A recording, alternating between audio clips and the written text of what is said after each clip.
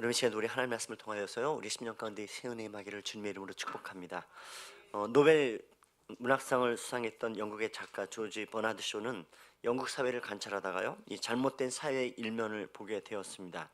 그것은 사람들이 이 건강한 비판을 하는 것이 아니고 뭔가 좀 편견을 가지고 잘못된 비판을 하고 또 그것으로 영국 사회를 이렇게 흑백으로 이렇게 나누는 그런 것들을 보았습니다.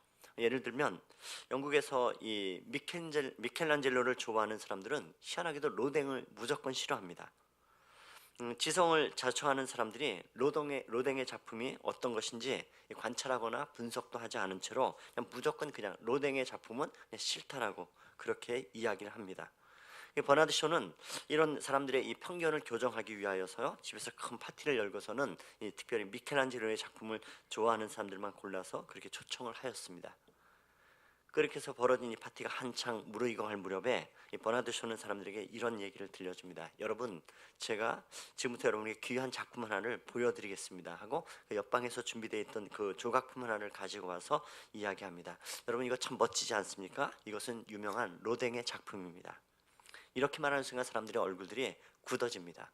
그리고 이내 사람들은요 웅성웅성 거리기 시작합니다. 편견에 사로잡혔던 사람들의 이 따가운 비평들이 쏟아지기 시작합니다. 조각이 왜 저래?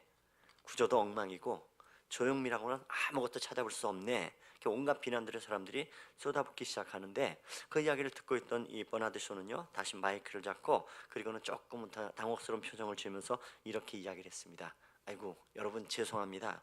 제가 그만 헷갈려서 작품을 잘못 소개했습니다. 이 작품은 로댕의 작품이 아니고 미켈란젤로의 작품입니다.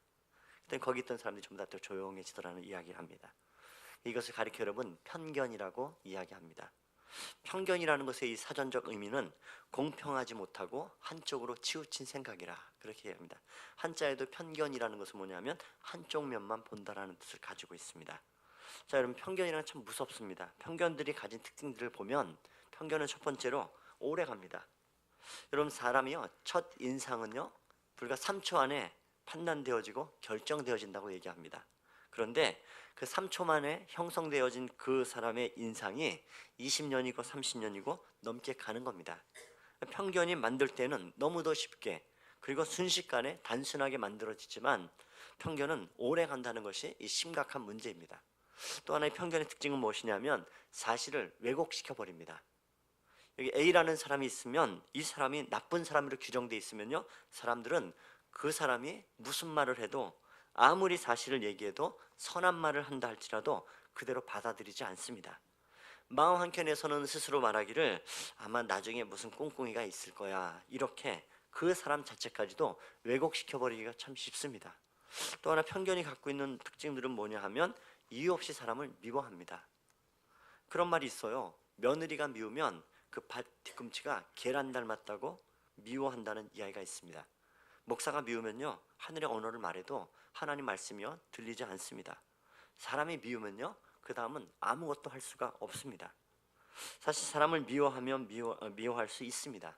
그런데 그 사람만 미워하는 것이 아니라 그 사람의 가족들, 그 사람의 주변의 사람들을 자꾸 함께 미워합니다. 이것이 참 가지고 있는 편견이 갖고 있는 무서움이기도 하고 이것이 어찌 보면 우리 인간의 한계이기도 합니다. 이 추수감사절이 되게 되면 이 미국은 백악관에서 해마다 이 대통령이 칠면조를 갖다 이렇게 방면하는 그런 행사를 합니다. 오바마 대통령 시절에도요 그렇게 이 추수감사절에 그런 행사를 했습니다. 그리고 이 행사는 미국 전역에 그렇게 생방송이 되어졌는데 근데 그날 문제가 하나 생겼던 것은 뭐냐 하면 이 오바마 대통령의 두 딸이 짧은 치마를 입고 나타났고 그리고 칠면조라는 것이 아이들이 볼 땐 별로 이게 이쁜 모습들이 아니라고요. 그러니까는 이 두 딸이 만져보겠냐는 이 아빠의 제안에 대해서 됐다고 하면서 이렇게 대답하면서 얼굴을 찡그리고 뒤로 물러섰고 그 모습이 이렇게 생중계로 그렇게 퍼져 나갔습니다. 그 당시 미국의 정치적 상황들은 이 오바마의 민주당 정부하고 그 다음에 야당인 공화당이 이민법 통과라는 문제에 대해서 아주 첨예한 대립을 하고 있던 그러한 때였습니다. 특히 이민자 출신이었던 이 오바마 대통령은 많은 사람들이 이 불법 이민으로 인해서 고통을 당하고 있으니 그들을 회복시켜줘야 된다고 그렇게 이야기를 했고 이 공화당은 극렬하게 그것을 반대하고 있어서 그러고 있었음에도 불구하고 이 오바마 대통령이 이민법을 통과시켜 버렸습니다. 그렇게 이 미국의 정치적인 이 전국은 얼어붙고 이렇게 대치 국면인 그런 상황 가운데서 오바마 대통령이 미우니까는 이 오바마 대통령의 이 두 딸이 짧은 치마를 입고 찡그린 모습들을 보여주자 이 스티븐 하원 의원의 공보 보좌관이었던 엘리자베스 로튼이라는 사람이 이 광경을 보고 자기의 페이스에다가 글을 하나 올렸습니다. 이런 내용들이었습니다. 오바마 대통령의 두 딸의 입은 옷은 술집에 가는 옷이다. 좀 존경받을 옷을 입어야 하지 않겠는가? 생방송인데 어떻게 아이들이 얼굴을 찡그릴 수 있는가? 이렇게 자신의 페이스북에다가 그 상황을 보고서는 글을 하나 올렸습니다. 그리고 이것이 SNS를 통해서 일파만파로 이렇게 퍼져나가자 방송국의 기자들도 그렇고 그 당시 수많은 네티즌들이 이 로튼을 향해서 오히려 그 역공세를 펼쳤습니다. 야, 10대 아이들이 입는 옷이 다 그렇지 뭐 별 수 있냐? 아이들이 그냥 10대답게 입고 있지 않니? 너희 집 아이들도 옷 그렇게 입지 않니? 그럼 칠면조 방면하는 날에는 도대체 무슨 옷을 입어야 하냐? 아버지가 미운 거지 왜 어린 자식을 붙들고 공격을 하냐? 뭐 이런 글들이 네티즌들이 난리가 났습니다. 로트는요 몇 시간 이후에 자신의 페이스북에다가 사과의 글도 올렸지만 결국은 온통 그렇게 며칠 동안 난리를 치르면서 이 보좌관직을 사임해 버리고 말았습니다.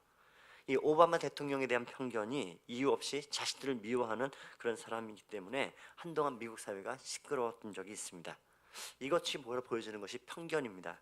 편견은 참 무섭고 그렇기 때문에 여러분 우리가 항상 조심해야 될 부분들이 있습니다. 2000년 전에 지금 문제는 뭐냐면 예수님에 대해서요, 이 기독교에 대해서 편견을 가지고 있는 사람들이 있었습니다. 그 당시에 최고의 지성이라고 이렇게 자타가 공인하고 있던 이 서기관들이 예수님을 향하여 공격을 합니다. 22절의 말씀인데요. 22절 말씀을 다시 한번 같이 읽어보십시다. 22절입니다. 예루살렘에서 내려온 서기관들은 또 귀신의 왕을 힘입어 귀신을 쫓아낸다 하니, 한마디로 그 얘기예요. 예수님이 귀신 들렸다는 겁니다. 왜 이런 이야기가 지금 나왔냐 하면 지금 우리가 살펴본 대로 지금 예수님과 종교 지도자들, 종교 기득권자들 사이에 이 충돌이 지금 일어났습니다. 안식일의 문제로 충돌하기 시작했죠. 예수님께서는 안식일에 병자도 고쳐주셨고 안식일에 제자들이 먹기도 했고, 그래도 예수님이 물러서지 아니하고 안식일의 주인은 나다, 안식일은 사람을 위하여 있다라고 이야기를 했습니다. 그리고 그들이 가지고 있는 그 생각과 예수님의 생각이 충돌을 일으켰습니다. 근데 그 와중에도 수많은 사람들이 지금 예수님께로 몰려와서 열광하고 환호하고 있는 상황들, 그러니까 이 모든 상황들이 이 서기관들 바리새인들이 불편해지니까는 급기야 그들은요 예수를 어떻게 죽일까 그렇게 의논하는 자리까지 와 있습니다. 자, 바로 이러한 상황 가운데서 이 동일한 사건을 다루고 있는 마태복음 10장에 보시면요, 이들을 갖다가 이 사람들이 할 말 없게 만드는 사건이 하나 벌어졌습니다. 바로 무엇이냐면 귀신 들려 눈 멀고 말 못하는 사람을 예수님께 데리고 왔고 예수님께서 그 사람을 고쳐주셨습니다. 여러분, 병의 원인은 틀림없이 여러 가지가 있습니다.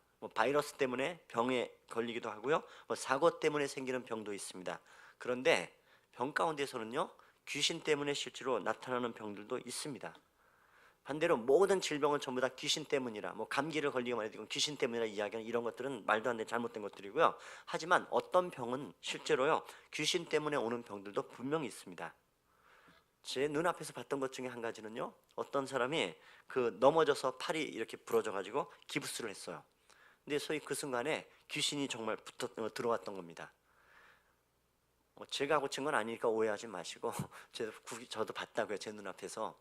틀림없이 그 예수의 이름으로 그 사람을 축사하자요, 귀신을 내쫓고 기도해주자 정말 그렇게 기부스를 풀고 멀쩡해지는 것을 제가 제 눈으로 보았습니다.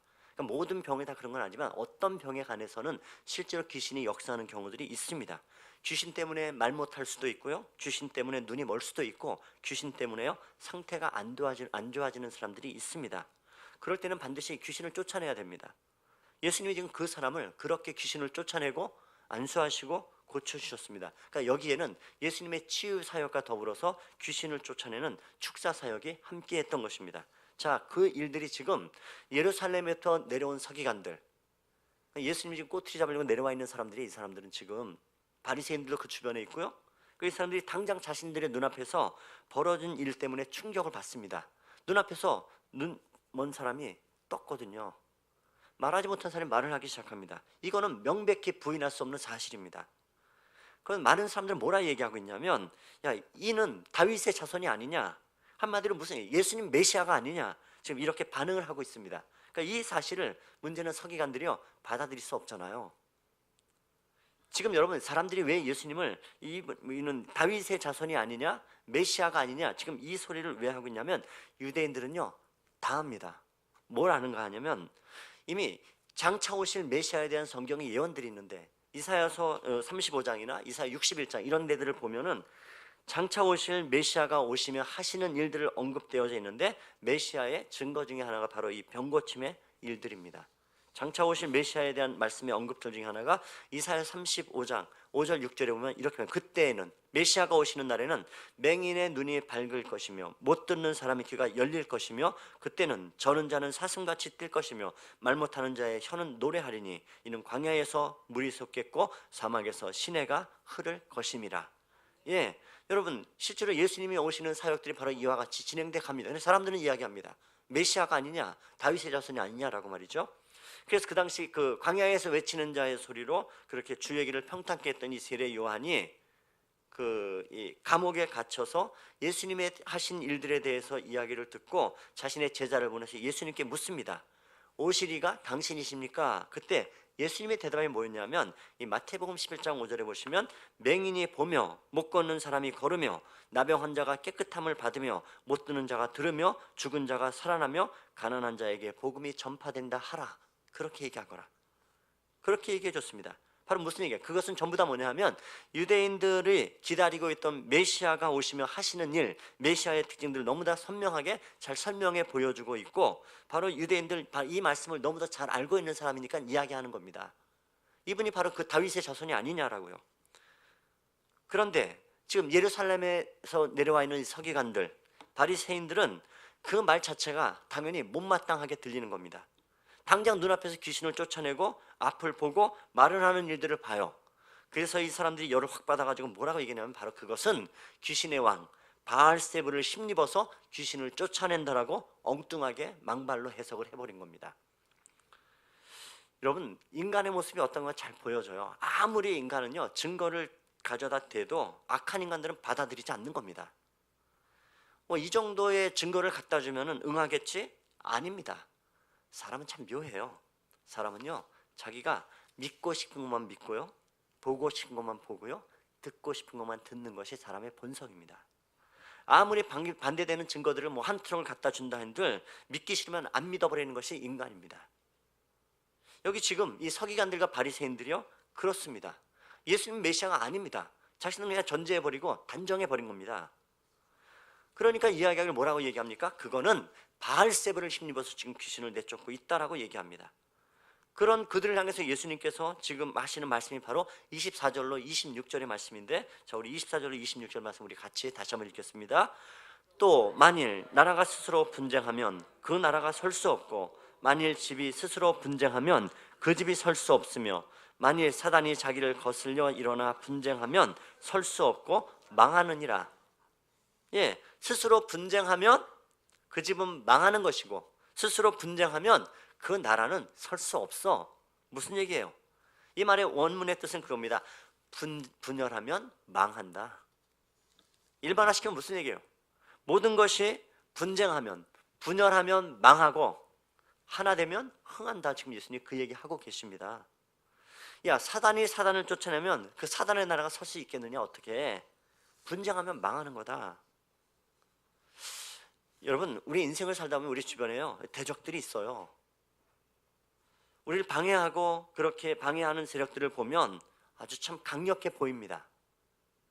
근데 그럴 때 여러분, 우리가 생각을 하는데 어떤 걸 생각하냐면 조금 착각되는 생각들을 하기 참 쉽습니다. 사람들은요 어려움에 빠지면 그래도 빠질 그 순간에도 자아중심적이에요. 무슨 이야기냐면, 저 문제는 내 힘으로 내가 어떻게 했든지 저것을 깨야겠다라고 그렇게 생각을 합니다. 착각이에요. 내가 내 힘으로 저것을 이겨야 한다고 생각을 합니다. 근데 여러분, 우리가 살아가는 우리 삶의 실제의 모습들을 보십시오.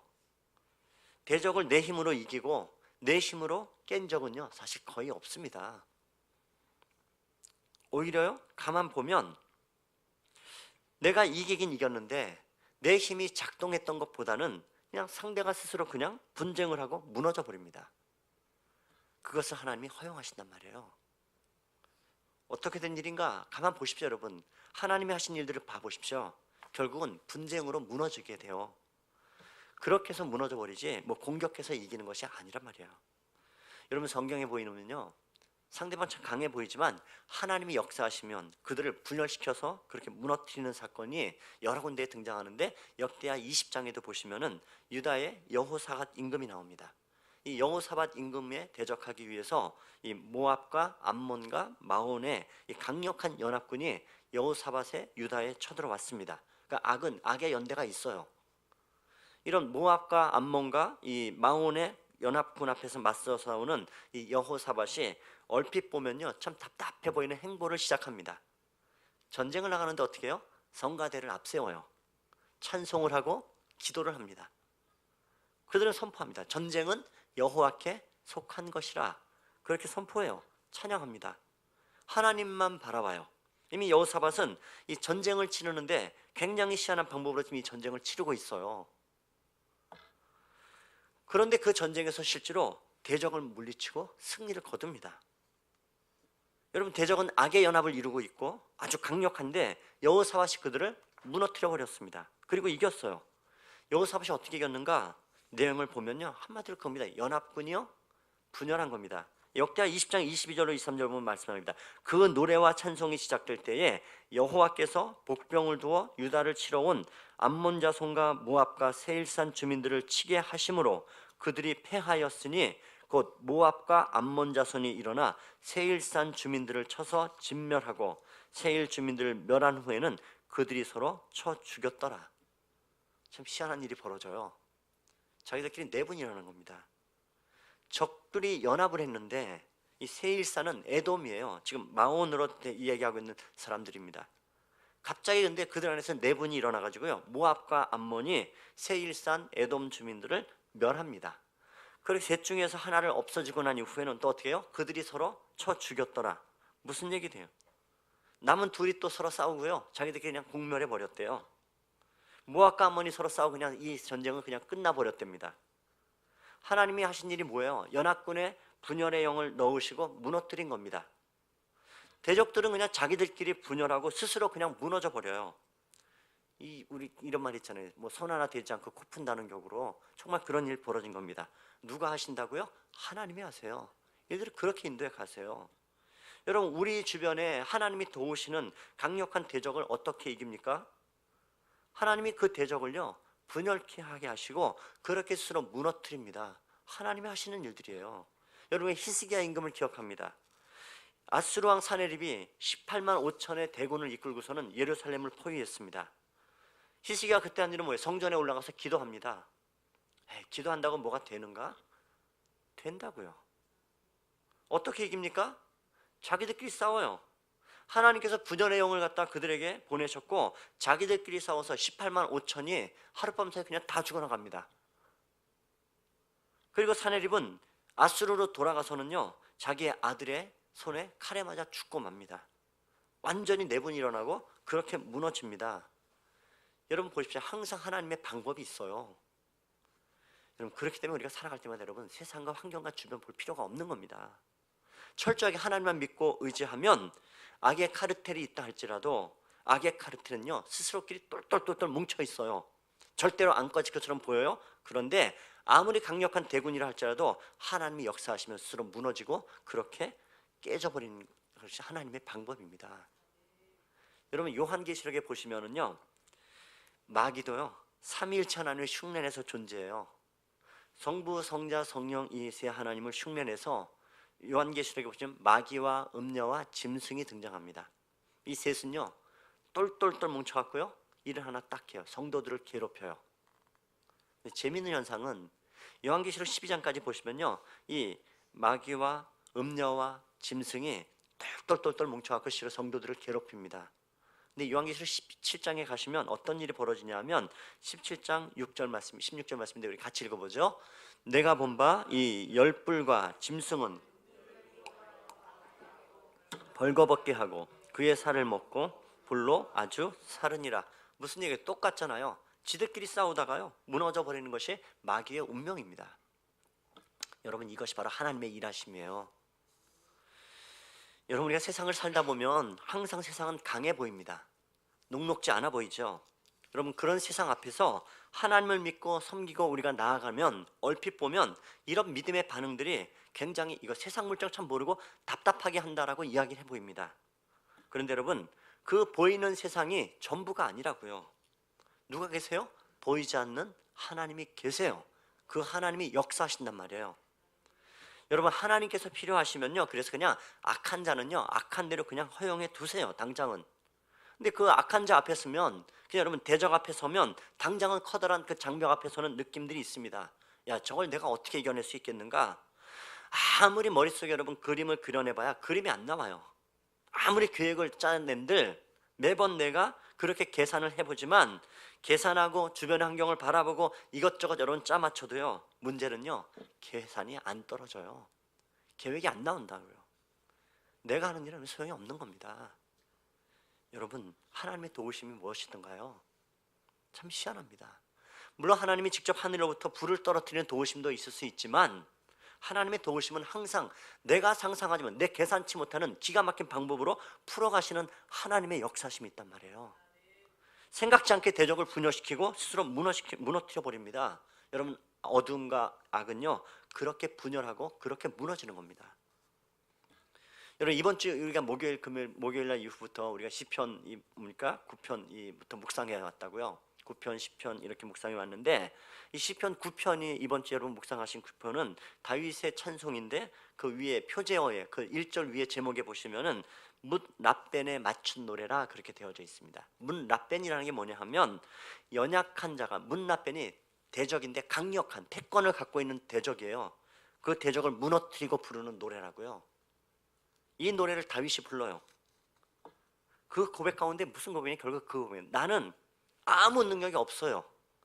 내가 한 것은 아무것도 없어요. 하나님이 하셨어요. 하나님이요. 이 고백을 하게 하는 겁니다. 여러분, 성도는 하나님께서요 뭇 라벤 이 노래를 부르게 하는 사람들입니다. 여러분, 성도에게 중요한 것은요 하나님 바라보는 게 중요하단 말입니다.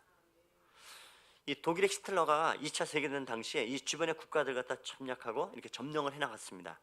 프랑스도 공격하고 또 영국도 프랑스는 또 점령당해버리기도 하고 주변의 나라들이 전부 다 그래갔는데, 그 당시에 이 히틀러가요 그 손을 대지 않았던 나라가 딱 하나 있습니다. 바로 그 나라는 스위스입니다. 아주 조그만 나라예요. 근데 이 나라의 특징은 다른 것 아니고요, 하나 되는 나라입니다. 역사가 증명하는데 이들은 외적이 쳐들어오면요 똘똘 뭉쳐서 하나가 되어져요. 절대로 물러나지 않습니다. 히틀러도 그래서 넘보지 못했던 나라가 스위스입니다.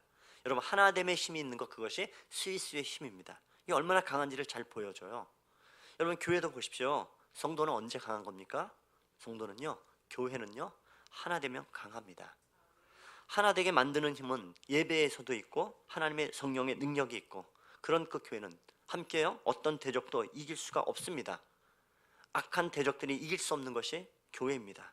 근데 여러분, 그런 하나님의 교회가, 그런 주님의 교회가 언제 약해집니까? 분열할 때입니다. 교회가 시험 들면 여러분 매번 분열의 영이 역사하는 것을 쉽게 볼 수가 있습니다. 능력도 나타나지 않고 변화도 일어나지 않습니다. 그 순간에는 하나님을 바라보지 않고 사람만 보고 자꾸 이상한 생각만 하게 됩니다. 여러분, 이 일에는요 마귀가 하는 일입니다. 분열하면 무너집니다. 마귀가 원하는 건 딱 하나입니다. 분열하고 무너뜨리는 겁니다. 그래서 자꾸 성도들의 마음을 이간질시켜버리고 나누게 합니다. 여러분, 잊지 마십시오. 성령은요 우리를 하나 되게 하십니다. 하나님 우리를 하나 되게 하세요. 우리 모두는요 힘써 이 하나됨을 지키는 믿음의 종들이 되어야 됩니다. 여러분, 27절 말씀 오늘 가운데 보시면요, 사람이 먼저 강한 자를 결박하지 않고는 그 강한 자의 집에 들어가 세간을 강탈하지 못하리니 결박한 후에야 그 집을 강탈하리라. 분열케 하는 모든 것들을 물리치는 것은요 강한 자를 묶어내야 됩니다. 여러분, 그것은요 대적은 예수의 이름으로 결박시켜야 됩니다. 성령이 하나 되게 하는 것을 힘써 지키는 믿음의 종들 되시길 주님의 이름으로 축원합니다. 근데 여러분, 오늘 말씀 가운데 보면은 예수님 말씀에 이렇게 심각한 말씀이 하나 등장하죠. 용서하지 못하는 죄에 대한 말씀을 하고 있습니다. 그것은 뭐라고요? 성령 모독하는 죄라. 이전엔 이것을 성경은 뭡니까? 성령을 회방하는 죄라. 여러분, 이 성령을 모독하는 죄의 핵심이 뭡니까? 이 결론부터 얘기하자면 오늘 말씀 짚어보면서 좀 말로 짓는 죄가 크다는 것들을 우리 마음속에 염두에 두셔야 됩니다. 말로 사람을 무너뜨리고 교회를 분열케 합니다. 말로 사람들의 마음을 나눕니다. 말의 능력이 있어요. 뒤집어 말하면 여러분, 우리가 말을 통해서 해야 될 건 뭡니까? 하나 되게 만들면 된단 말이에요. 잘 보십시오 여러분. 저 사람이 말하면 항상 분열이 일어난다. 이런 사람들이 있어요. 그러면 여러분, 그거는 마귀에게 이용당하는 정말 마귀짓 하고 있는 겁니다. 어떤 사람이 가면 도리어요 평화를 이루어내고 하나 되게 만 소위 피스메이커들이 있어요. 그들은 가면 뭉치게 만들고 하나 되게 합니다. 여러분, 내가요 하나님 앞에 쓰임받는 인생이 돼야 되지 마귀에게 쓰임받는 인생이 돼서 결코 안 됩니다. 성령의 사람이 되어야 됩니다. 여러분, 언제나 여러분 내 입술은요 하나 되게 하는 사람이 되어야 돼요. 그 사람이 성령의 사람입니다. 자, 우리가 그런 것들을 가지고는 여러분 볼 수 있는 영적 분별력들을 가져야 됩니다. 근데 오늘 예수님이 심각하면 거기 있다 말씀해요. 모든 죄는 다 용서하는데 성령을 모독하는 죄는 용서받지 못한다. 주님이 단호하게 말씀하고 계십니다. 28절과 29절의 말씀을 같이 읽어보죠. 내가 진실로 너희에게 이르노니 사람의 모든 죄와 모든 모독하는 일은 사하심을 얻되 누구든지 성령을 모독하는 자는 영원히 사하심을 얻지 못하고 영원한 죄가 되느니라. 예, 여러분 지금 아까 배경을 말씀드린 것처럼 예수님이 지금 이 이야기 말씀을 왜 하고 계십니까? 서기관들과 바리새인들은 예수님이 행하신 일을 가지고 예수님을 인정하지 않는 것은 예수님이 그럴 수 있다 치자. 그러니까 이 마태복음의 이 성경의 구절을 보시면은 그렇게 표현을 하고 있어요. 뭐냐면 인자를 모독하는 죄는 사함을 받되. 뭐냐면 예수님이 하신 일을 그거 인정하지 못해 그러면 그래도 좋아. 그런데 지금 그럴 수 있다고 치자. 그런데 명백하게 지금 하나님의 성령께서 행하신 일조차도 하나님의 역사를 가지고 이것은 사단의 역사라 귀신의 왕 바알세불을 지폈다라고 얘기하고 주장하는 것은 성령을 모독하고 회방하는 죄라고 말씀하고 있는 겁니다. 그러면서 예수님 하시는 말씀이 무엇이냐면 이 마태복음의 똑같은 상황들을 보는 곳에 마태복음을 좀 더 이렇게 좀 볼 필요가 있는데 마태복음 12장 33절 35절을 말씀하십니다. 나무도 좋고 열매도 좋다 하든지 나무도 좋지 않고 열매도 좋지 않다 하든지 하라. 그 열매로 나무를 아느니라. 독사의 자식들아 너희는 악하니 어떻게 선한 말을 할 수 있느냐? 이는 마음에 가득한 것을 입으로 말함이라. 선한 사람은 그 쌓은 선에서 선한 것을 내고 악한 사람은 그 쌓은 악에서 악한 것을 내느니라. 예, 여러분 예수님 말씀이 첫 번째는 그겁니다. 그 열매로 그 나무를 알 수 있는 거야. 여러분 성령의 사람인 거 어떻게 합니까? 입술의 열매로 아는 겁니다. 히브리서 13장 15절 이하 하반절에 보면 이는 그 이름을 증언하는 입술의 열매니라. 입술의 열매를 보면 저 사람이 성령의 사람인지 아닌지를 볼 수 있습니다. 그 사람의 말을 하면 열매가 있어요. 하나 되게 하는 것이 여러분 우리 입술의 열매가 되어야 되지 말만 하면 이간질하는 소리들이 있습니다. 분열케 하는 소리, 그런 소리들은요 여러분 듣는 순간에 여러분이 외치셔야 될 말들이요 사단아 물러가라는 소리들이 있어야 됩니다. 그 입술의 열매로 나무를 보고 알아요. 그러면 여러분 이것이 어떻게 드러날 수 있는가? 예수님 말씀은 그래요. 35절 하시면 선한 사람은 그 쌓은 선에서 쌓은 선으로 선한 것을 낸다. 뭐예요? 뭐가 쌓여 있냐라는 것입니다. 우리가 그러면 선을 내기 위해서 할 수 있는 것이 뭐예요? 쌓는 겁니다. 우리 속에 잘 쌓아 놓아야 돼요. 하나님의 말씀으로 우리의 심령을 성경을 읽고 경건서적으로 하나님의 찬송으로 기도로 쌓으면 쌓인 게 나오는 겁니다. 근데 여러분 시안이가 어떤 사람은 툭 치면요 그 입에서 욕이 툭 튀어나오는 사람이 있어요. 그 사람은요 뭐가 쌓여 있는 겁니까? 그 안에 악독이 쌓이면 여러분 다 나오는 겁니다. 그게 나오는 거예요. 여러분 사람은요 함께 그냥 서너 시간 어디 다니고 여행해보고 함께 다녀보면요 이야기해보면 압니다. 왜요? 이런저런 얘기해보면 그 사람이 누군지 바로 나와요. 서너 시간 얘기하면 자기도 모르게 그냥 입으로 쌓인 거 그냥 나오는 겁니다. 아 이런 사람이구나. 여러분 영적인 민감한 사람들은 금방 알아요. 절대로 속일 수 없는 겁니다. 그 쌓은 게 입으로 나온단 말이에요. 그래서 여러분 정말 중요한 것은 우리가 입술에 여러분 선한 열매를 맺는 것 중요한 결국 뭐냐면 그러기 위해서요 쌓는 게 중요하다고요. 내 안에 뭘 쌓을까? 여러분 그래서 사람은요 말 속에 미래가 있다는 표현이 있습니다. 어떤 사람의 미래는요 예언자가 되어서 맞추는 게 아니라요 그 사람 말 들어보면 그 사람 미래가 보여요. 여러분 성공하는 사람들 보십시오. 부정적인 말이 없어요. 세우는 말을 합니다. 하나 되는 말을 해요. 말을 들어보면 이 사람은 되는 사람이겠구나, 되겠구나. 이런 말 들어보면 압니다. 여러분, 세상도 회사 직장도 보면 항상 부정적인 말만 하는 사람들 보면, 망하는 말만 하는 사람은요 절대 일 맡기지 않아요. 왜요? 그 사람이 하는 일을 보면 압니다. 미래가 보인단 말이에요. 말 들어보면 망할 짓 하는 사람인 게 보이는 겁니다. 다니면서 이간하고 험담하고 분열하고 흉보고, 여러분 그거는 멈춰야 되는 일입니다. 그 일뿐요 하나님 이뻐하지 않으신단 말이에요. 여러분, 민수기 14장에 10명의 정탐꾼들이 이스라엘을 망하게 했습니다. 그들이 망하게 한 도구가 무엇이던가요? 말입니다. 지도자된 사람들이 말을 잘못하고 자기는 다 직사해서 죽어버리고 백성들도 다 죽어버리게 만들어요. 그때 하나님 하신 말씀이 무엇입니까? 너희 말이 내게 들린 대로 내가 너희에게 행하리라. 죽겠다 죽겠다 하니까 어떻게 해요? 죽는다고요. 우리 망한다 망한다 하니까 어떻게 망합니다. 여러분, 이사야가 하나님의 성전에 들어가서 하나님의 영광을 보았습니다. 그 뜨거운 영광 가운데 그가 회개하며 나온 입술의 고백은 이사야 6장 5절에 화로다 나로 망하게 되었도다. 나는 입술이 부정한 사람이요 입술이 부정한 백성 중에 거하면서 여호와 만군의 왕이신 여호와이신 왕을 배웠도다. 나는 죽게 되었다. 그래서 그가 뭐합니까? 회개합니다. 제단 숯불에 그 입술을 정하게 합니다. 정결하게 합니다. 제일 먼저 회개하는 것 입술 말에. 그럼에도 불구하고 여러분, 말을 함부로 하는 것, 이거 하나님 기뻐하지 않으세요, 여러분? 여러분의 상태가 좋지 않을 때는 여러분, 아무리 봐도 성령의 사람이 아니겠다 싶을 때는 여러분 입부터 그냥 닫고 계시면 됩니다. 입을 여는 순간 여러분 온갖 죄악들이 쏟아져 나오는 것이 우리의 입술이라고요. 여러분, 그 입은요 나만 망하게 하는 입이 되지 않고 민족을 망하게, 가정을 망하게 해요. 여러분, 우리가 가정을 망하게 하는 아버지 어머니가 돼서는 안 된다고요. 죽어라 여러분 그렇게 뛰어다니고서는 말로 망하는 사람이 있어요. 여러분, 그것이 어떨 때는 심각하게 성령의 모독자가 될 수 있기 때문에 정말 조심하고 또 조심하셔야 됩니다. 여러분, 가끔씩 보면 능력은 있으면서요 불행한 사람들이 있어요. 이 사람들의 특징은 뭐냐면요, 언제나 다른 사람들을 고치려 합니다.